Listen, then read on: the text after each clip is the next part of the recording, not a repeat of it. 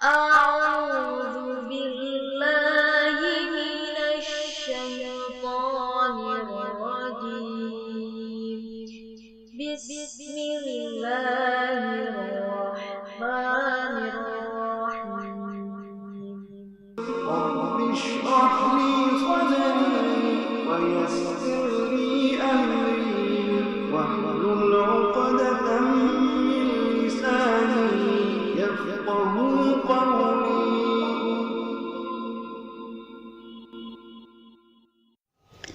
السلام علیکم ویورز، آج کا ہمارا ٹاپک انوویشن سے ریلیٹڈ ہے۔ انوویشن دراصل کوئی بھی نئی پروڈکٹ، کوئی بھی نیا آئیڈیا، کوئی بھی نئی سروس یا کوئی بھی نیا پروسیس، یعنی اگر ہم کہنا چاہیں تو کہہ سکتے ہیں کہ چیزوں کو کرنے کا سب سے بہترین اور آسان طریقہ انوویشن کہلاتا ہے۔ اور میں آپ سے کانفیڈنٹلی یہ بات کہہ سکتی ہوں کہ ہم اپنی روزمرہ لائف میں کوئی نہ کوئی انوویشن کرتے ہوئے اپنی زندگی کو آسان بنانے کی مسلسل کوشش کر رہے ہیں۔ جس طرح کسی بھی چیز یا پروسیس کو کرنے کے لیے ایک بیسمنٹ کی ضرورت ہوتی ہے، تو انوویشن کی بھی ایک بیسمنٹ ہے جو ہمیشہ فیوچر پروجیکشنز پہ ہونی چاہیے، نہ کہ اولڈ ایزمپشنز پہ، کیونکہ فیوچر پروجیکشن کا تعلق جو ہے امیجنیشن سے ہے، اور جبکہ اولڈ ایزمپشنز کی بنیاد ایکسپیرینسز ہے۔ جہاں آپ ایکسپیرینسز کی بنیاد پر کسی بھی پروسیس کو مینٹین تو کر جائیں گے لیکن امپروو نہیں کر سکیں گے۔ امپروومنٹ کے لیے آپ کو امیجنیشن کا سہارا لینا پڑے گا۔ یاد رکھیے گا کہ نیو آئیڈیاز کا تعلق ہمیشہ امیجنیشن سے رہا ہے، نہ کہ ایکسپیرینسز سے، کیونکہ ایکسپیرینسز بذات خود اولڈ آئیڈیاز ہی تو ہیں۔ انوویشن کو سوشل سسٹم کے ساتھ کمیونیکیٹ کرنے کے لیے کون سا طریقہ کار اپنایا جا سکتا تھا؟ اس کے لیے سن 1903 میں گیبریل ٹریڈ نے انوویشن کی تھیوری متعارف کروائی، اور سن 1962 میں ایڈورڈ راجرز جو کہ ایک سوشیولوجسٹ تھے، انہوں نے اپنی کتاب ڈیفیوژن آف انوویشن میں اس تھیوری کو پاپولرائز کروایا، جس میں ان کا کہنا تھا کہ ڈیفیوژن ہی واحد طریقہ کار ہے جس میں انوویشن کو سوشل سسٹم کے ممبرز کے ساتھ کمیونیکیٹ کیا جا سکتا تھا۔ اب سوال یہ پیدا ہوتا ہے کہ انوویشن کی ضرورت کیوں پڑتی ہے، یا یہ کیوں ضروری ہے؟ یہ دراصل کسی بھی مسئلے کو حل کرنے کے لیے یا کسی بھی پروسیس کو امپروو کرنے کے لیے اس کا استعمال کیا جاتا ہے۔ کوئی بھی انوویشن جب ہم کرتے ہیں تو اس کی اڈاپٹیشن ہمیشہ سیلف سسٹین کی بنیاد پہ ہوتی ہے۔ آپ کسی کو زبردستی اڈاپٹ نہیں کروا سکتے، اس لیے اڈاپٹرز کو 5 مختلف کلاسز میں کیٹیگرائز کیا گیا ہے، جن میں innovators, early adopters, early majority, late majority اور لیگرز شامل ہیں۔ انوویٹرز کو ہمیشہ لیٹرز چاہیے ہوتا ہے، ان کو کسی بھی طرح کے نفع و نقصان سے کوئی پرواہ نہیں ہوتی، ان کی تعداد 2.5% تک ہوتی ہے۔ ارلی اڈاپٹرز میں یہ لوگ شامل ہوتے ہیں جو فیڈ بیک کے بعد ہی کسی چیز کو اڈاپٹ کرتے ہیں، ان کی تعداد 13.5% ازیوم کی گئی ہے۔ ارلی میجورٹی میں وہ ممبرز شامل ہیں جو کسی بھی انوویشن کو اڈاپٹ کرنے سے پہلے اس کے بارے میں چھان بین کریں گے، اور ان کی تعداد تقریباً 34% تک ہے۔ لیٹ اڈاپٹرز ہمیشہ پریورٹی سیٹ کرتے ہیں، اور ان کی تعداد بھی تقریباً 34% کے قریب ہے۔ لیگرز کی تعداد تقریباً 16% ہے۔ بیسیکلی یہ وہ لوگ ہوتے ہیں جو ایکسپیرینس بیس پر رہنا چاہتے ہیں، ان کو کسی بھی طرح کے انوویشن میں کوئی دلچسپی نہیں ہوتی۔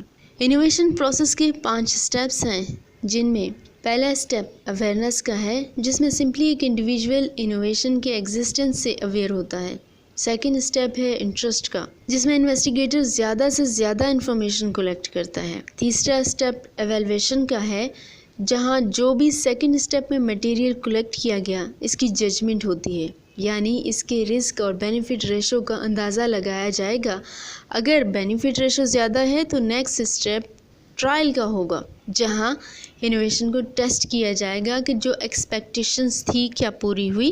لاسٹ سٹیپ اڈاپٹیشن کا ہوگا، جہاں آپ ایکسپیکٹیشن پوری ہونے کی بنا پر انوویشن کو پسند کرتے ہو، لائک کرتے ہو اور اس کو اڈاپٹ کرتے ہو۔ انوویشن سائیکل دراصل 4 سٹیپ پر مشتمل ہے، جن میں تھنکنگ، شیئرنگ، ڈیولپنگ، امپلیمنٹیشن شامل ہیں۔ انوویشن سائیکل کے پہلے سٹیپ یعنی تھنکنگ میں ہم ایسے ایشوز کے بارے میں سوچیں گے جو ہمارے لیے موسٹ چیلنجنگ ہوں گے۔ سیکنڈ سٹیپ شیئرنگ کا ہے۔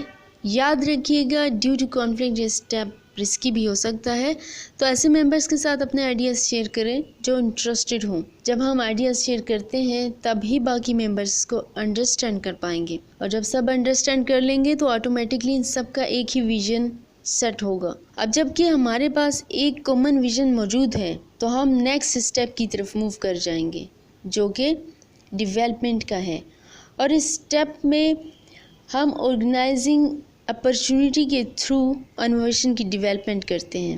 لاسٹ اسٹیپ ہے امپلیمنٹیشن کا، جہاں انوویشن کو سوسائٹی میں آفٹر ڈیولپمنٹ کے متعارف کرایا جائے گا۔ ایک بات ذہن میں رکھیے گا، ہم سائنس کی کسی بھی شاخ میں انوویشن کر سکتے ہیں، یاد رکھیے گا کسی بھی شاخ میں، لیکن ایک جگہ نہیں، وہ جگہ ہے قرآن و سنت۔ آج ہم مختلف فرقوں میں کیوں بٹے ہوئے ہیں؟ صرف اور صرف انوویشن کی وجہ سے۔ اگر کوئی ایسا بندہ جو ایسی عبادت کرتا ہو جو چاہے کتنا ہی اچھا کیوں نہ ہو، جس کی تعلیمات انبیاء علیہ السلام نے نہیں دی، وہ نعوذ باللہ یہ خیال کرتا ہے کہ انبیاء علیہ السلام کچھ بتانا بھول گئے ہیں یا اس میں امپروومنٹ کی ضرورت ہے اللہ کے انبیاء سے، یا وہ کچھ زیادہ جانتے ہیں، تو ایسے لوگ ڈائریکٹلی اللہ اور اس کے رسول کی انسلٹ کر رہے ہوتے ہیں، اور ہم اللہ تعالیٰ سے ایسی انوویشن یا تبدیلی سے پناہ مانگتے ہیں۔ ویسے تو قرآن پاک میں مقامات پر اللہ تعالیٰ ارشاد فرماتے ہیں اطیعوا اللہ و اطیعوا الرسول، اللہ اور اس کے رسول کی اطاعت کرو،